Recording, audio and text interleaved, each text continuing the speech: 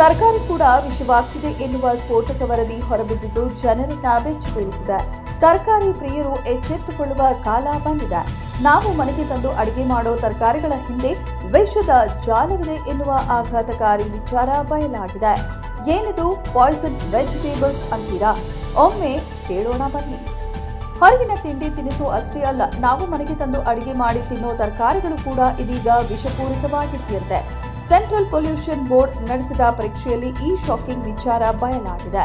ರಾಜ್ಯದಲ್ಲಿ ಸಿಗೋ ತರಕಾರಿಯಲ್ಲಿ ಕೆಮಿಕಲ್ ಇದೆಯಂತೆ.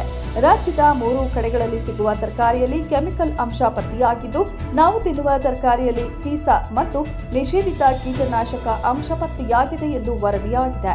ನಿತ್ಯದ ಊಟದಲ್ಲಿ ಹೆಚ್ಚು ತರಕಾರಿ ತಿನ್ನಿ ಎಂದು ವೈದ್ಯರು ಸಲಹೆ ನೀಡುತ್ತಾರೆ. ಮೊಟ್ಟೆ ಮಾಂಸದ ಬಿಡಿ, ಇದೀಗ ತರಕಾರಿ ಕೂಡ ವಿಷವಾಗ್ತಿದೆ ಎನ್ನುವ ಸ್ಫೋಟಕ ವರದಿ ಸದ್ಯ ಹೊರಬಿದ್ದಿದ್ದು ಜನರನ್ನ ಬೆಚ್ಚಿ ಬೀಳಿಸಿದೆ.